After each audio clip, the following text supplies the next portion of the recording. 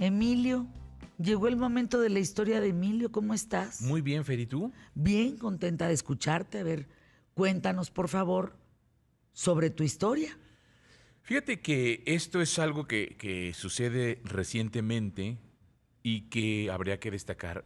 ¿Cuántas historias y escritos, libros, investigaciones, documentos hay en torno a la vida de Ana Frank, Uy, bueno. esta jovencita que muere a los 15 años en un campo de concentración? Y bueno, podríamos hablar de miles y miles de documentos, investigaciones, señalamientos, pero el más importante sin duda es el diario de Ana Frank, este escrito que hace ella en donde va pues relatando, va platicando su vida a manera de diario de lo que va viviendo cuando inicia esta Segunda Guerra Mundial y que finalmente ella y su familia tienen que esconderse, y va contando estas situaciones tan difíciles y que va sobreviviendo día a día. Bueno, pues hace unos días fue presentada otro escrito, otra novela que se llama La traición de Ana Frank, de la autora canadiense Rosemary Sullivan.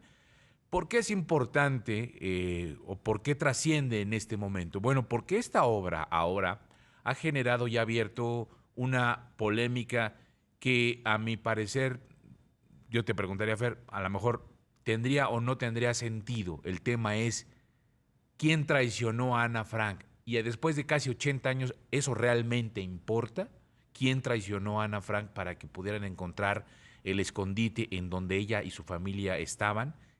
¿Verdaderamente sería algo importante o no? Y eso ha sido la polémica. ¿Por qué?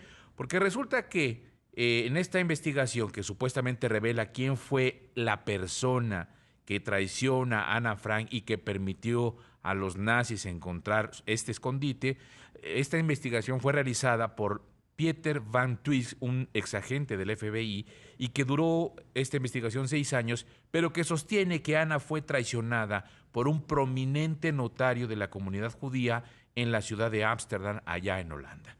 Entre julio de 1942 y agosto de 1944, Ana se ocultó junto con sus papás, su hermana y otras 4 personas en un anexo en un edificio ubicado en el corazón de los canales de Ámsterdam. Supuestamente era un gran escondite, lo que todo parecía indicar que no los podían haber encontrado. Pero resulta que fueron descubiertos el 4 de agosto de 1944, todos fueron arrestados y son deportados a los campos de exterminio nazis. Por casi 80 años, como te decía, 78 años, la detención de Ana se mantenía como uno de los grandes misterios de la Segunda Guerra Mundial. El hecho de saber cómo habían dado con el escondite. Y hasta ahora ninguna hipótesis había logrado el consenso de todos los historiadores, el señalar que efectivamente esta línea de investigación o esta situación había sido la que podría haber determinado efectivamente que Ana Frank y sus papás fueron descubiertos por algo o por alguien.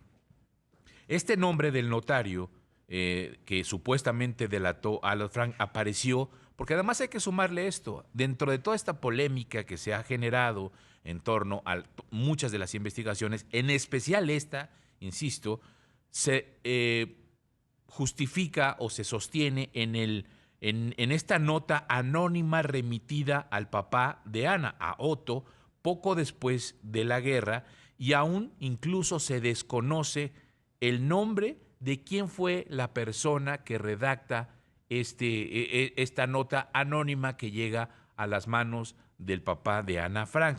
Esta carta supuestamente revela que Arnold van den Berg había proporcionado a la oficina de emigración judía, que era en ese momento la encargada de enviar a los campos de concentración en Alemania y Polonia entre 1941 y 1943, pues este hombre, en esta oficina de emigración judía, le entrega una lista completa de direcciones, entre ellas precisamente el refugio de Ana Frank y de su familia. Van den Berg era un miembro prominente del Consejo Judío holandés y trató por todos los medios de evitar que fuera deportado y junto con él, pues obviamente toda su familia, sus hijas y su esposa. Obtuvo una prórroga por parte de los nazis, dada su posición, que en ese momento aprovecha para pues empezar a buscar un escondite para él y su familia y sobre todo para sus hijas y de alguna manera escapar de la situación de los campos de concentración.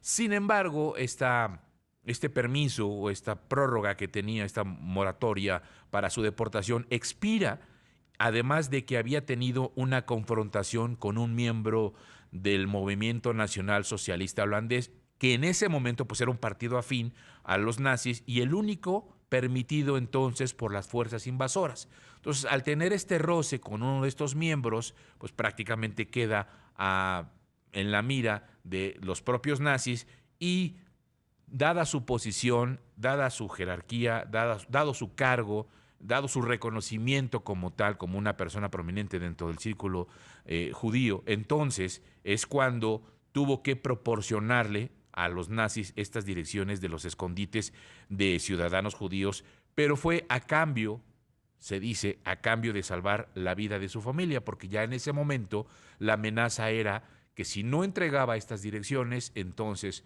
ellos, él y su familia y sus hijas se iban a los campos de exterminio.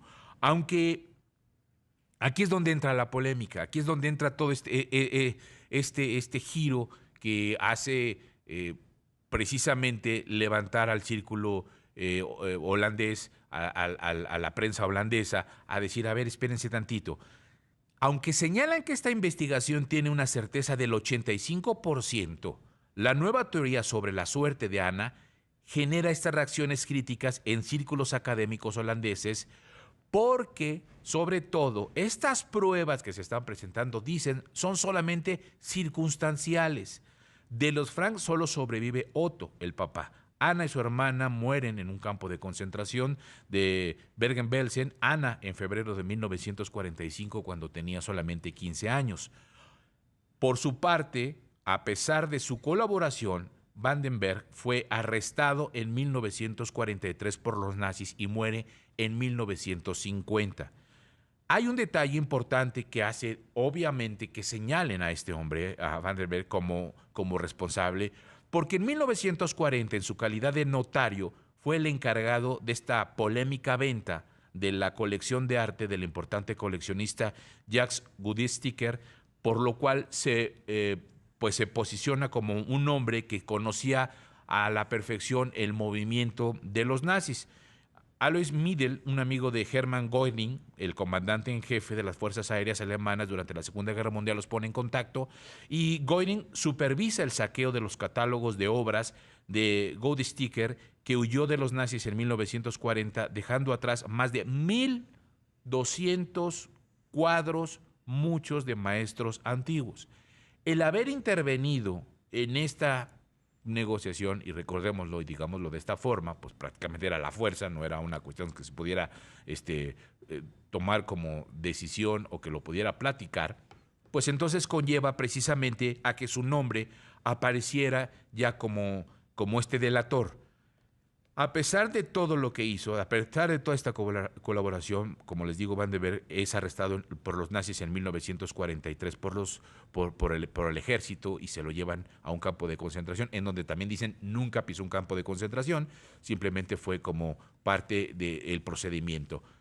¿Verdad o mentira? El hecho es que se pone a la mesa el nombre, se pone a la mesa después de casi 80 años el nombre del supuesto delator. Pero lo que dicen los círculos de escritores holandeses, los investigadores, la gente es, a ver, antes de satanizar a Vandenberg, habría primero que preguntarse, ¿hasta dónde serías capaz, hasta dónde serías capaz de llegar con tal de que no maten a tu familia? Si en ese momento tienen a tu familia y la van a matar y te dicen, o me das los nombres o me das las direcciones de dónde están escondidos, o matamos a tus hijas y matamos a tu esposa, ¿qué harías? Dice, o sea, no te conviertes en un delator o simplemente dices, bueno, pues sí, que maten a mi familia. Por eso, y por todas estas cosas también que insisto que son estos supuestos, es lo que dicen, no podemos hacer válida el hecho de que efectivamente este hombre se convirtiera, número uno, en el delator. Número dos, que sea real o que sea veraz esta investigación. Y número tres, al final de cuentas, después de 80 años, ¿cuál es la importancia de saber o no saber quién fue quien delató a los Frank? ¿Quién fue el que delató a otros judíos y los escondites? Hay una investigación mucho antes llevada a cabo en donde se señala que Hans van Dyck, una mujer judía que fue ejecutada en 1948, es la que reveló los nombres porque era vecina de muchos de las personas, de los judíos que estaban allí, y es la que realmente da a conocer los nombres y las direcciones.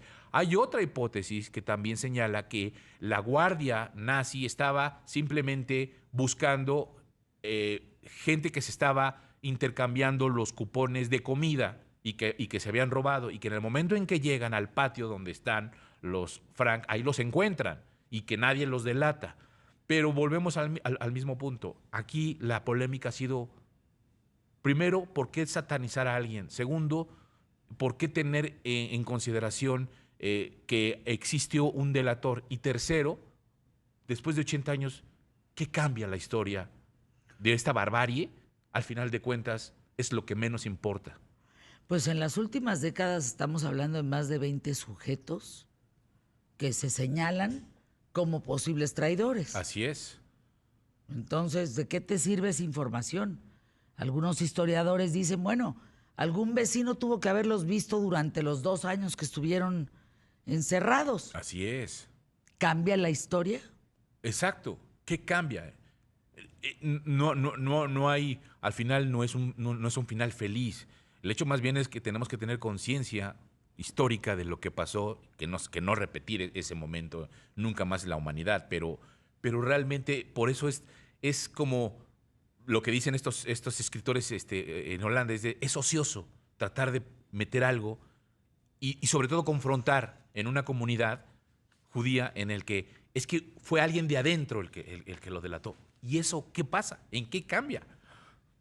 Yo creo que lo que importa es que en estos regímenes la historia nos ha demostrado, porque lo mismo pasó en Cuba, lo mismo pasó en Rusia, o sea, la historia nos ha demostrado que la traición de tu familia, la traición de tu vecino, la traición de tu amigo,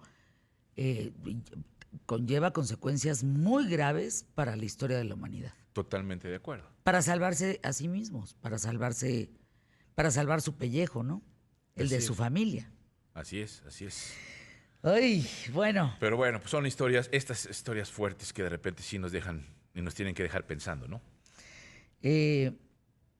Incluso dicen que no habrían podido sobrevivir al bloqueo de alimentos, ¿eh? Entonces alguien los ayudó.